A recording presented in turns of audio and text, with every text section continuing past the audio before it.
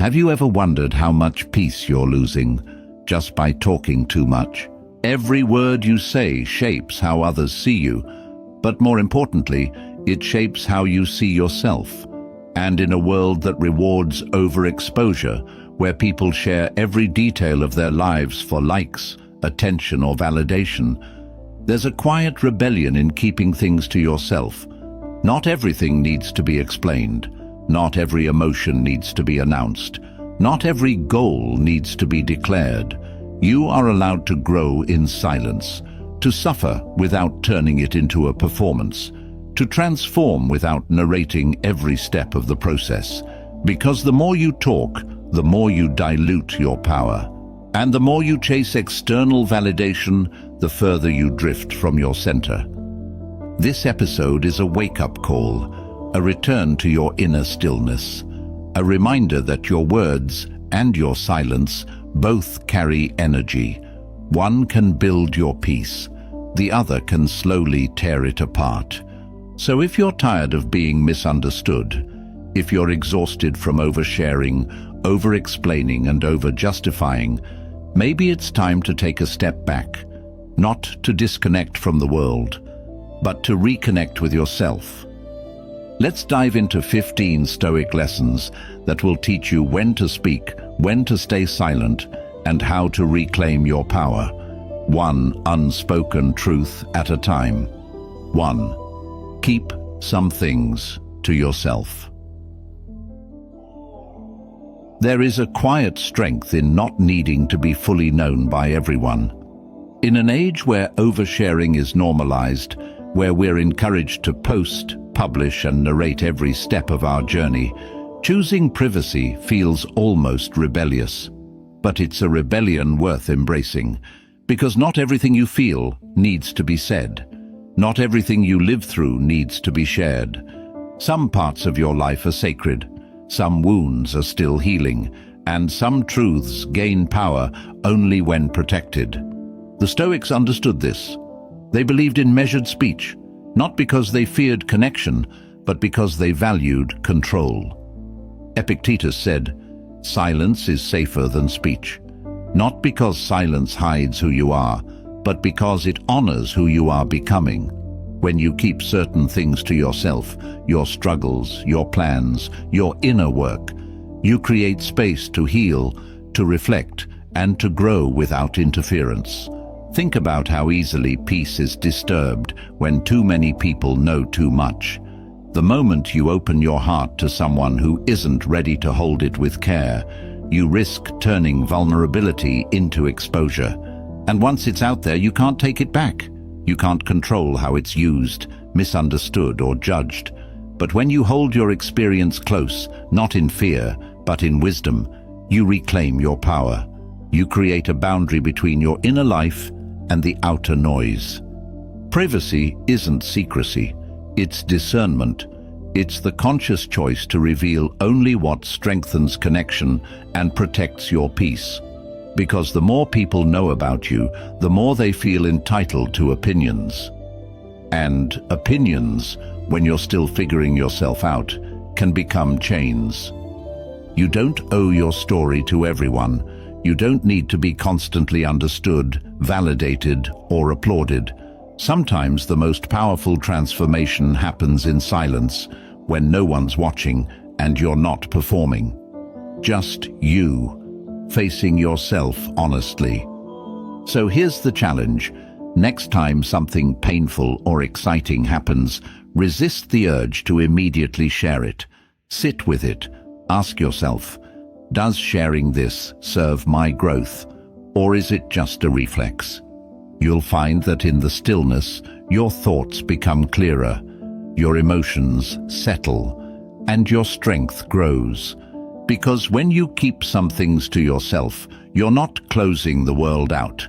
You're building a sanctuary within. 2. Your words teach others how to treat you. Have you ever noticed how the more you talk about your problems, the more people begin to see you as the problem?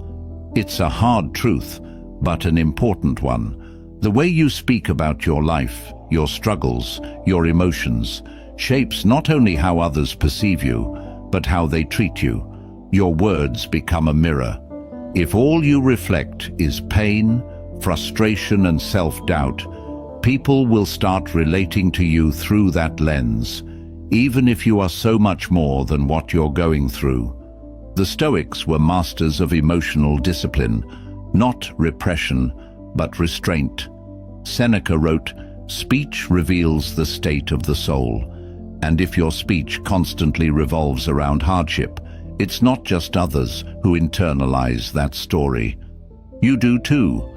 You start to believe that your pain is your identity, that your wounds define you, that your story is always heavy. But here's the shift. What if you began speaking from strength, not just suffering? What if, instead of using your words to unload pain, you use them to cultivate clarity, to process silently first, and then speak only what helps you build? This isn't about pretending you're okay when you're not. It's about choosing who you speak to, how you speak, and why. Because when you tell your story over and over again to people who can't hold it, you risk distorting it. You risk being reduced to it. Think of your words as invitations. Every time you speak, you invite people into a certain version of you. Are you inviting them into your strength or into your struggle? Are you asking for support or simply rehearsing your pain? Emotional maturity means learning how to process before you perform. It means finding stillness first, then speaking with purpose. It means sharing your truth with those who have earned your trust, not just anyone who happens to listen. So take a moment and reflect. What story are your words telling? What patterns have you created through the way you express yourself? Are you reinforcing your power or giving it away? Because the more you talk about being misunderstood, the more misunderstood you become. The more you speak only of the pain, the more that pain takes center stage. But when you speak with intention, when you share not just your wounds, but your wisdom, you change the tone of your life. And people will learn. They will learn to meet you with depth, with respect, with presence, because your words don't just tell people who you are, they teach them how to treat you. 3. Don't share every detail of your progress. Why do we feel the need to announce every step forward? Growth is sacred. It's messy, unpredictable, deeply personal, and yet we often cheapen it by putting it on display too soon. You start going to the gym, and you post a photo. You read a book, and you quote it before you finished processing it. You make a decision to change, and you rush to tell everyone before you've even lived that change long enough to embody it. But here's the thing. Talking too much about your progress can actually weaken it. It creates a false sense of accomplishment.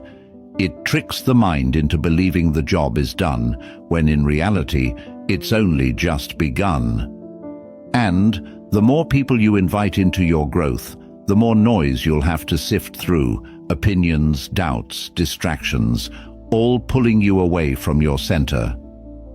The Stoics understood this deeply. They believed that true transformation speaks through action, not announcement. Epictetus reminds us, first say to yourself what you would be, and then do what you have to do. The key phrase here is do. Not post, not explain, just do. Because real progress is quiet. It doesn't beg to be seen. It builds strength in the background, and by the time others notice, the work is already done. You've already become. There's also a kind of pressure that comes from oversharing. The moment you tell people you're trying to change, you invite their expectations. You start performing your growth instead of living it. You feel the need to prove something, and if you stumble, which you will because growth is never linear, the fear of judgment might stop you from continuing altogether. So what if you kept your progress private, not hidden, just protected? What if you let the new version of you take shape without commentary, without outside input, without the burden of early applause? It's okay to move in silence, to build in silence, to heal in silence. Not everyone needs to know you're changing. The ones who need to know will feel it, and the ones who don't matter. So before you share that next update, ask yourself, am I sharing this because it helps me grow, or because it makes me feel seen? If it's the second, pause, breathe, go deeper. Because the most powerful progress isn't posted, it's lived, quietly, consistently, authentically. 4. Let results speak louder than words. Have you ever met someone who doesn't talk about what they're doing, but you can feel it in the way they move? There's a quiet power in people who let their results speak for them. No boasting, no constant updates, just presence, just action, just outcomes that can't be faked. And in a world addicted to telling, explaining, and oversharing, that kind of silence becomes magnetic.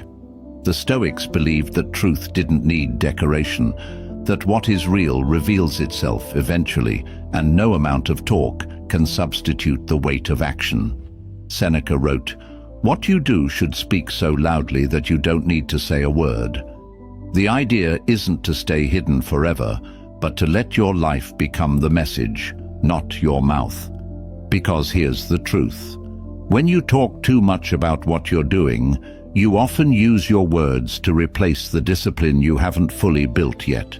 You say you're writing a book, but the pages aren't being written. You say you're healing, but the patterns keep repeating. You say you're working on yourself, but you're still waiting for applause before taking the next step. Talking becomes a trap, a performance, a way to feel rewarded before the work is done. But real power comes when you no longer need the reward. When you move in silence, not because you're hiding, but because you're focused, grounded, working. And the most beautiful part, results can't be faked.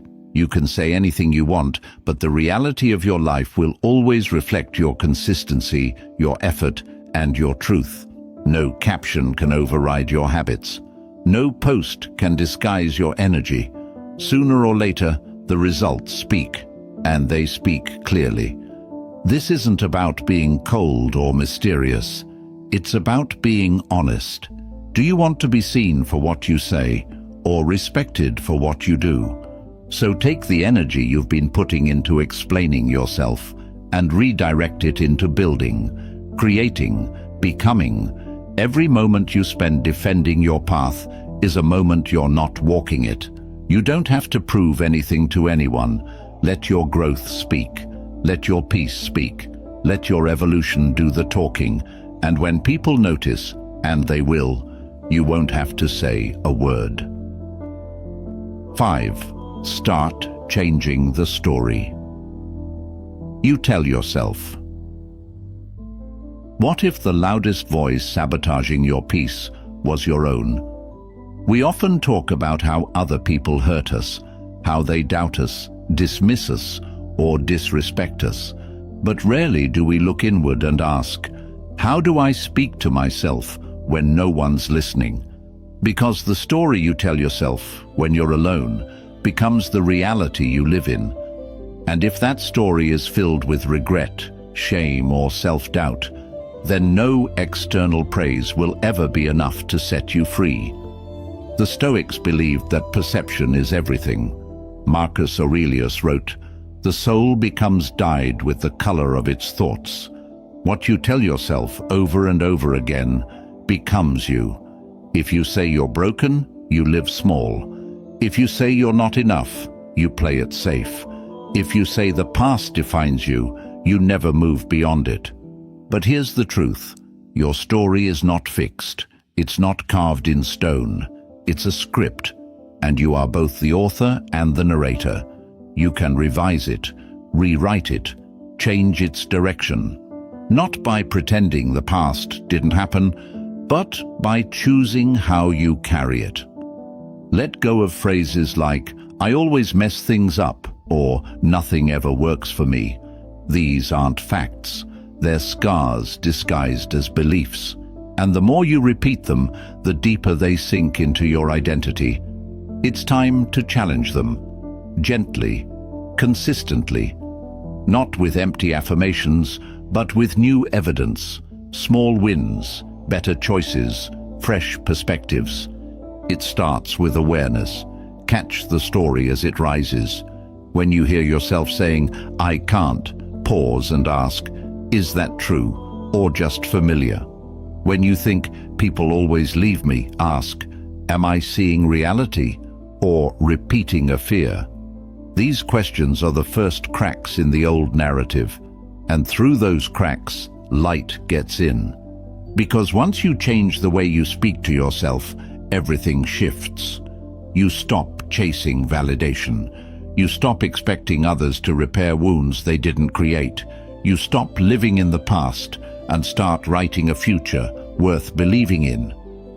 So what story are you telling yourself right now? And more importantly, is it helping you grow or keeping you small? You have the power to speak differently, even if no one else does. You can be the voice that lifts instead of tears down, and that single choice might be the beginning of your greatest transformation. 6. Speak less. Think more.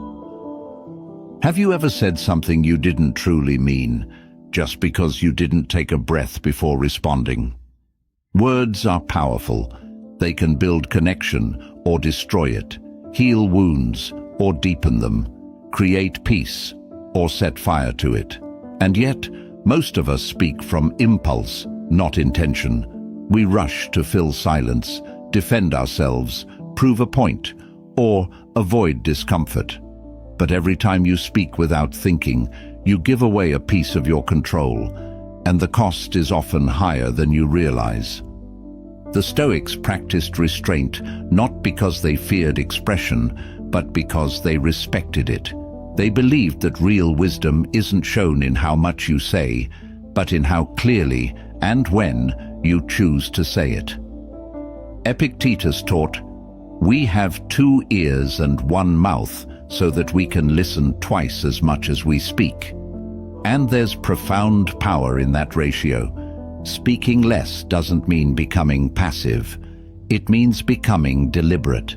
It means pausing before you react, questioning your motives before you speak, and asking, is this true? Is it necessary? Is it kind? If the answer isn't clear, maybe the silence is more honest than the words would be. Because here's what happens when you speak less. Your words gain weight. People listen more closely. You create space for reflection, both for yourself and others. You begin to notice things, tone, body language, subtle shifts in energy that would have been drowned out by constant talking. And most importantly, you learn to respond instead of react. Think about how often arguments, misunderstandings, or regrets come from saying too much too fast. One careless phrase, one defensive outburst, one sarcastic comment, and the damage is done. But when you practice restraint, when you let the moment breathe before speaking into it, you change the outcome. You protect your peace and preserve your relationships. And this applies to internal dialogue too. When your thoughts spiral, when the mind fills with noise, practice the same pause. Speak less, think more. Observe your thinking like clouds passing in the sky, without grabbing onto every one. Clarity lives on the other side of stillness. So try this. The next time you feel the urge to explain, defend, or rush into words, stop, count to 5, breathe, and ask yourself, does this need to be said, or do I just need to feel heard? The more you master this pause, the more powerful your presence becomes, because a wise person speaks, not to fill silence, but to bring meaning to it.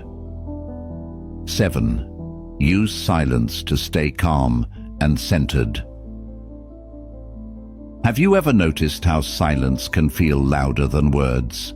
It's in the pause between breaths, the space between thoughts, the moments when the world goes quiet, and suddenly you can hear yourself again. Not the voice you use to perform, impress, or defend, but the deeper one, the one that simply knows. In Stoic philosophy, silence isn't emptiness, it's clarity.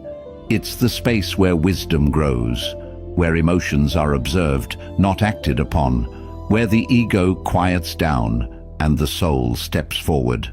Marcus Aurelius lived this truth when he wrote, "The nearer a man comes to a calm mind, the closer he is to strength. And calm cannot exist without silence, but we're afraid of silence.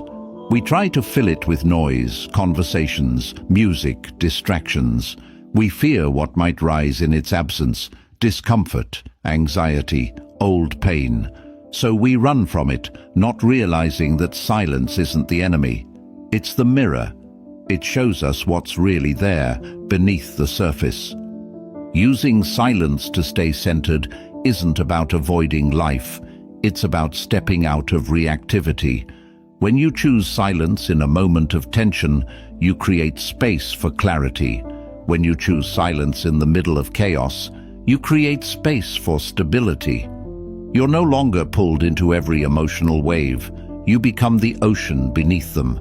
This kind of silence isn't cold or distant. It's composed. It's the calm in the eye of the storm. And when others are yelling, reacting, demanding, your stillness becomes a force they can't shake. It unsettles the reactive. It empowers the mindful. But like any discipline, it takes practice. Start small. The next time you feel overwhelmed, resist the urge to vent immediately. Sit with the feeling. Let it pass through you without needing to put it into words. Let silence do what words cannot. Soothe, center, restore. And in your daily life, build silent rituals. A few minutes each morning without your phone. A quiet walk. Deep breathing before you speak. These aren't luxuries, they're tools. Tools that sharpen your awareness and bring you back to yourself. Because silence doesn't mean nothing is happening. Often, it's when the most important shifts are taking place. Quietly, invisibly, powerfully. So trust the stillness. Protect it. Return to it often. Because in a noisy world, silence is not weakness. It's a superpower. 8. Protect your deepest fears. Who do you trust with your unspoken fears? It's a question that cuts deep, because too often we hand over our most vulnerable truths to people who haven't earned the right to hold them. We open up quickly, hoping to feel understood, only to walk away feeling exposed, dismissed, or judged. And that sting, it doesn't just wound us, it teaches us to fear intimacy, to mistrust others, and even worse, to mistrust ourselves. But here's the Stoic truth. Your fears are sacred, not because they define you, but because they reveal you. They uncover the softest parts of who you are, the wounds, the doubts, the stories you carry in silence. And when you share those fears too freely, without discernment, you give people access to your most delicate layers, layers they may not know how to handle.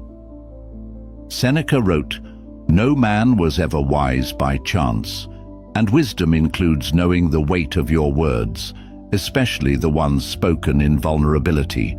Not everyone deserves your inner world. Not everyone can meet your depth with care, and not everyone will see your fear as something human.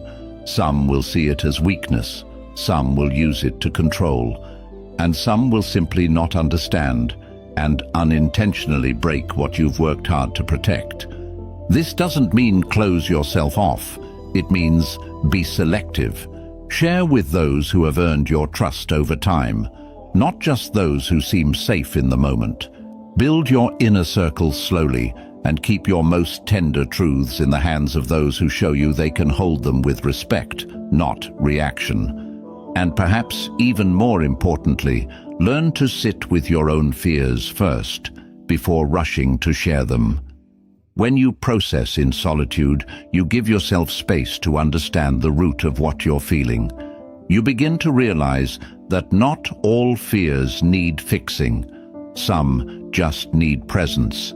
Some just need you, steady, compassionate, patient. Because when you become your own safe space, you stop giving that responsibility to others. You share because you choose to, not because you need to. And that shift changes everything. So the next time you feel the urge to share your deepest fear, ask yourself, is this person capable of holding this truth with care? Or am I seeking comfort where there is no capacity? Your inner world is not a stage. Treat it like a sacred place, because that's exactly what it is.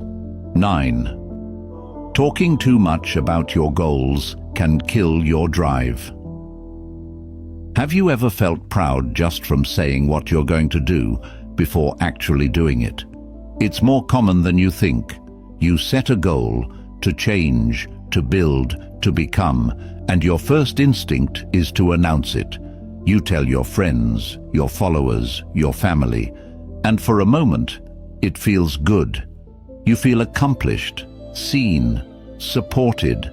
But that feeling, it's a trick, a reward you haven't earned yet. And too often, it steals the hunger that was meant to fuel your journey. The Stoics warned against this illusion. Epictetus taught, don't explain your philosophy, embody it. The moment you talk too much about your vision, you risk mistaking words for action. You feel like you've taken a step forward, when in truth, you've just drained momentum. This isn't about hiding your goals. It's about protecting them from unnecessary exposure. Because every time you speak about your ambition, your mind releases dopamine, the same chemical it releases when you actually achieve something.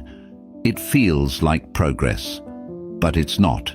It's just performance. And the danger is real. The more you talk, the less you need to act, because your brain already thinks you've arrived.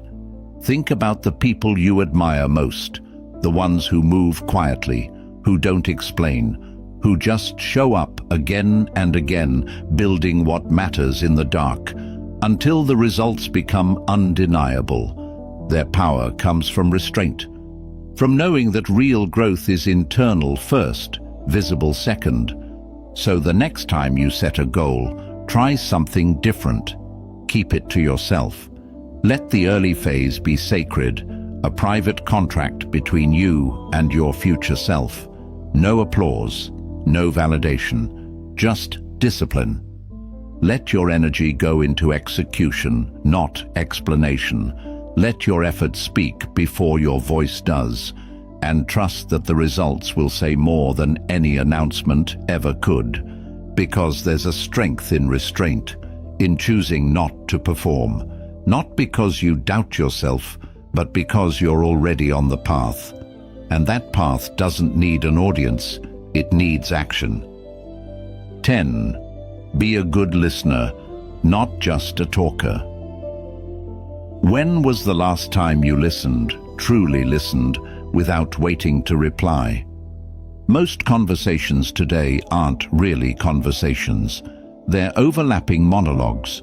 Two people talking, but neither fully hearing, each one waiting for their turn, preparing their next point, defending their ego, or trying to impress. And in that noise, the connection, the real human connection, quietly dies. The Stoics understood the value of listening, not just as a social skill, but as a form of wisdom. Zeno of Citium, the founder of Stoicism, believed that silence and listening were foundations of a disciplined mind. And Epictetus reminded us, "We have 2 ears and 1 mouth for a reason." The message is simple. Listen more than you speak, and you will learn more than you expect.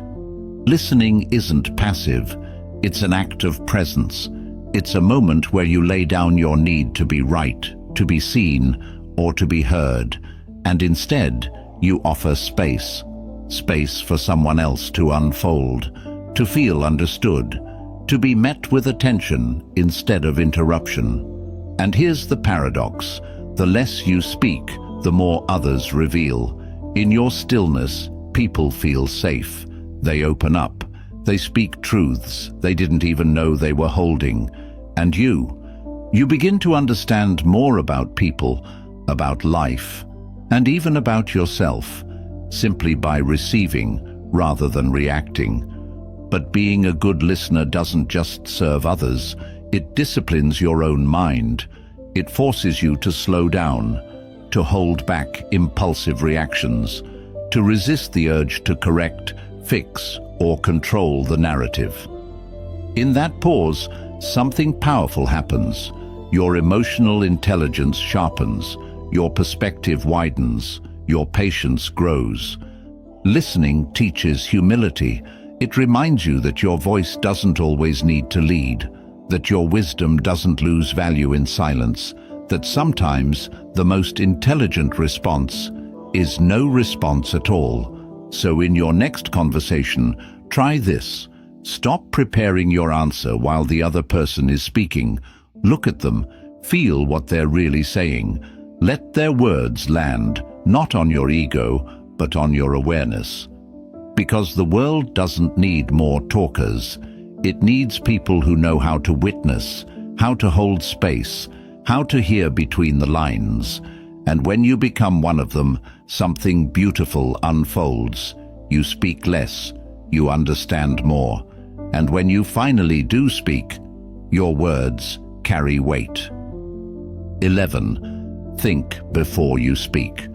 How many times have you regretted words that felt right in the moment, but left damage in their wake? It's one of the most human mistakes. Speaking from emotion, from impulse, from the need to be heard, or to defend ourselves before we've had a chance to reflect. And once the words are out, they can't be pulled back. You can apologize, you can explain, but the echo of those words lingers. In the room, in the relationship, in your own mind. The Stoics warned us about this. They understood that speech is an action, and like any action, it carries consequences. Seneca said, "Speech is the mirror of the mind. What you say reflects how clearly or how chaotically you are thinking. If your mind is stormy, your words will be reckless.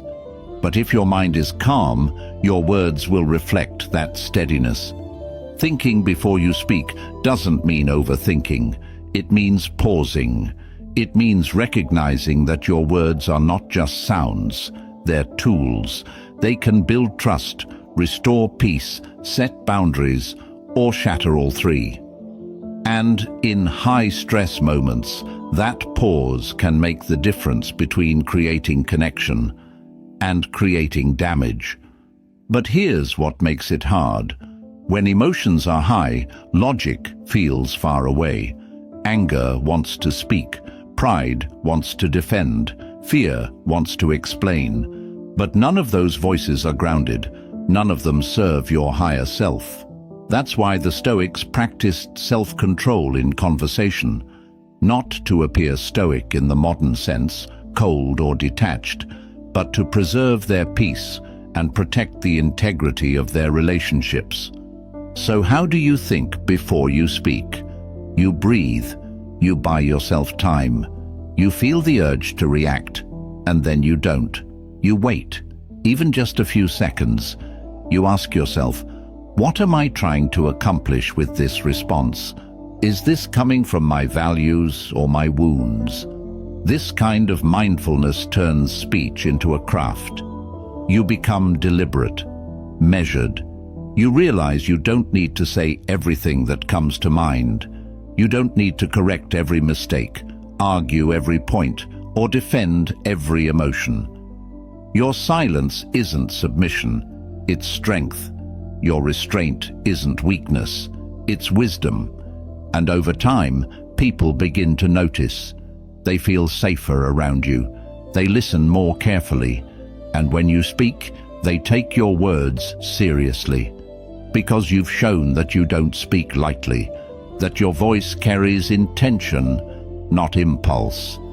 So the next time you're about to reply, especially when emotions are high, pause, think, and then decide, will these words help or harm? Do they reflect who I am or just how I feel right now? Because when you master your words, you begin to master your life. 12. Stop needing approval from others. Why do we keep handing our peace to people who don't even know who we are? From a young age, we're conditioned to seek approval from parents, teachers, peers, strangers. We're taught to value praise, to fear rejection, to adjust who we are based on how others respond. And little by little, we begin to build our identity not from within, but from the outside in. But here's the cost. When your sense of worth depends on approval, you become a prisoner to other people's opinions. Your peace becomes fragile. Your confidence starts to fluctuate, and you lose the most important relationship you'll ever have, the one you have with yourself. The Stoics warned us about this trap. Marcus Aurelius wrote, "It never ceases to amaze me.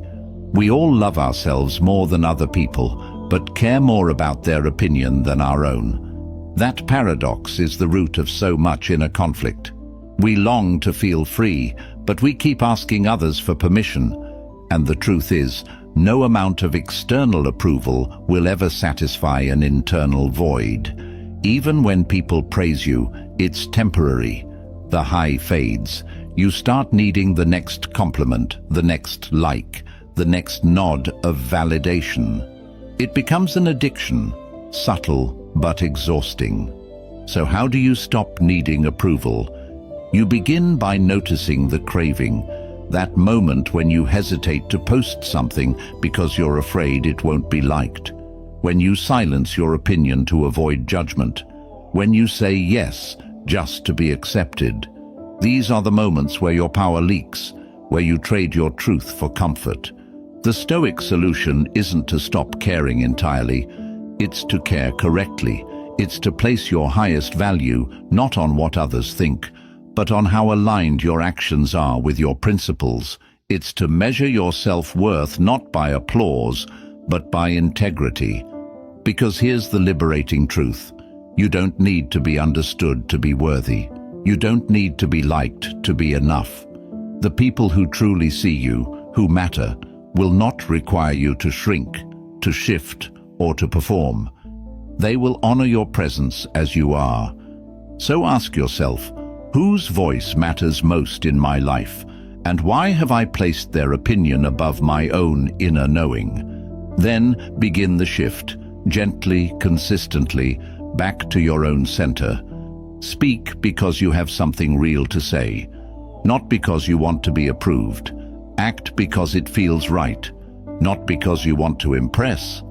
Be who you are, even if it means being misunderstood. Because the moment you stop needing approval, you start living in alignment. 13. Be careful who you share your plans with. Have you ever shared a dream with someone, only to walk away feeling smaller? It's a subtle kind of betrayal, not always intentional, but just as damaging. You open your heart, reveal your vision, speak your hopes out loud, and instead of encouragement, you're met with doubt, mockery, or subtle indifference. It stings, and that sting doesn't just affect how you feel, it affects what you do.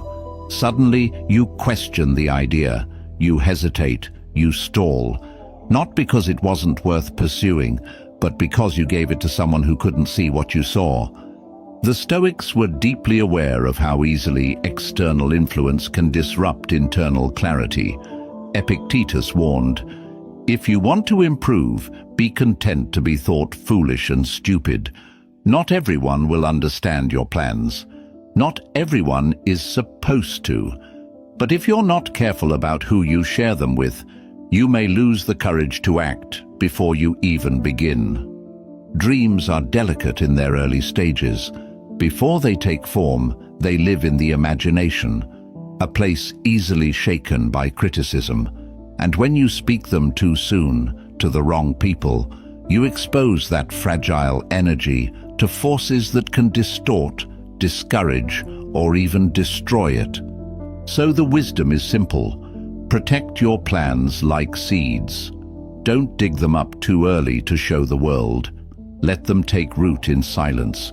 Nourish them with action. Water them with discipline. And when they grow strong enough to stand on their own, then they'll be ready to be seen.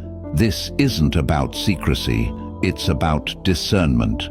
Not every listener is a supporter. Some people project their fears onto you, others feel threatened by your growth, and many, without meaning to, will dilute your vision simply because they lack vision themselves. So ask yourself, does this person truly want to see me win, or do they just want to feel comfortable with who I've always been? That question alone can save you years of delayed progress. And remember, some of your biggest moves will have to be made in silence, not because you're hiding, but because you're focused, not because you don't trust anyone, but because you trust yourself first. So the next time you're tempted to share your plan, pause. Ask, does this need to be said, or does it need to be built? Because once the result is real, you won't have to convince anyone. 14. Remember, silence is a form of power. In a world that screams for attention, the one who remains silent holds a different kind of authority. We're taught to speak up, speak out, speak often, as if silence equals weakness, passivity, or fear. But the truth is, silence can be one of the most powerful responses available to you, not because it hides your truth, but because it reveals your control. When you choose silence intentionally, not out of fear, but out of presence, you reclaim the space between stimulus and response. You protect your peace. You shift the balance of energy in any room. The Stoics knew this well. They practiced silence not as withdrawal, but as discipline. Marcus Aurelius wrote, "The more we value things outside our control, the less control we have. And nowhere is that more visible than in conversation. When the pressure to respond, to defend, to prove ourselves takes over. But silence interrupts that cycle. It invites stillness, and in stillness, power is restored. When someone provokes you and you respond with silence, you disarm them. You remove the fuel from their fire. You show that your peace is not up for negotiation, and that unsettles people who expect chaos. Silence becomes a boundary, one that says, I'm not available for this energy. But silence isn't just for conflict. It's also where your inner voice grows louder. When you stop constantly filling the space with noise, digital, emotional, conversational, something sacred happens. Your instincts sharpen. Your clarity returns. You begin to hear the wisdom that's been drowned out by distractions, and you realize the answers were never outside of you. We often think of power as loud, forceful, obvious, but some of the strongest people you'll ever meet are the quiet ones, not because they have nothing to say, but because they know when saying nothing says more. So use silence with intention, as a filter, as protection, as a weapon of peace. You don't need to engage every battle. You don't need to fill every pause. You don't need to prove your strength with volume. Sometimes the most powerful thing you can do is simply not respond, because silence isn't empty, it's focused. And that focus, That's where your power lives. 15. Change your inner dialogue. Change your life. What if the way you speak to yourself is the reason you're still stuck? We often look outside for change, new routines, new habits, new opportunities, but the most transformative shift doesn't begin out there. It starts in here, in the language you use inside your own mind, because your inner dialogue becomes the script for your entire life. And if that script is filled with doubt, criticism, fear, or shame, no amount of external success will ever bring peace. The Stoics knew that mastery begins within. Marcus Aurelius constantly wrote to himself, not because he was lost, but because he understood the power of internal language. Very little is needed to make a happy life. It is all within yourself. That within includes the way you narrate your experiences, your challenges, your worth. Your thoughts are not just passing clouds, they are architects. They shape how you perceive the world, how you react to stress, how you interpret failure, and the most dangerous part, you get used to them. You hear the same negative phrases, "I'm not good enough," "I always fail," "This is who I am," and eventually they feel like truth. But they're not truth, they're habits, and habits can be broken. So how do you change your inner dialogue? You start by listening, really listening.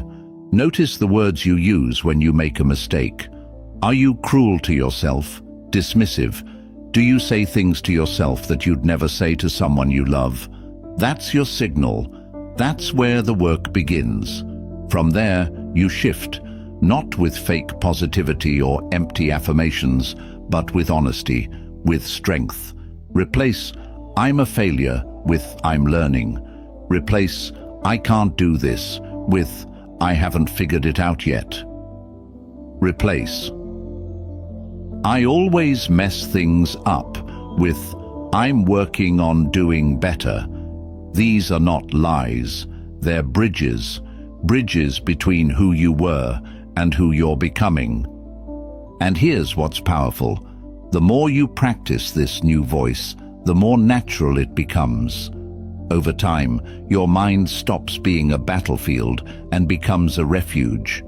You begin to trust yourself again, to root for yourself instead of sabotaging your every step. Because the truth is, no one hears you more than you. And if your own voice is not on your side, it's hard to win anything else. So today, become aware. Speak differently, to yourself, for yourself.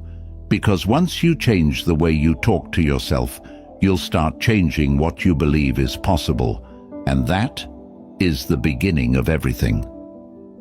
You don't have to tell the world everything. You don't have to explain your every thought, every wound, every plan. In fact, the more you keep sacred things sacred, the more power you hold. In a culture that equates visibility with value, it takes strength to choose silence, to move in quiet, to live without constantly performing who you are. But the ones who master that silence, who learn to hold their fears with care, protect their growth, and speak only when words are rooted in wisdom, they are the ones who live with true peace. Because peace isn't found in being known by everyone. It's found in being honest with yourself and keeping what matters safe from noise. The Stoics didn't just teach philosophy, they modeled emotional self-respect, restraint, clarity. They taught us that privacy isn't secrecy, it's wisdom, that silence isn't weakness, it's presence, and that your inner world, when protected and nurtured, becomes your greatest source of strength. So if you've been feeling scattered, exposed, or misunderstood, maybe the answer isn't to say more, maybe it's to say less, but with more meaning, to protect your vision, to filter your words, to let your actions speak, and to trust that the right people will understand you, even in your quiet. If this episode gave you something to reflect on, something to feel, or something to change, I invite you to take it personally, make it yours, and most of all, begin in silence, with intention, for no one else but you. And if you're on this path with me, searching for depth, truth, and a quieter kind of power, subscribe, share this with someone who needs it, and let's keep walking this road together. The world may be loud, but your clarity doesn't have to be.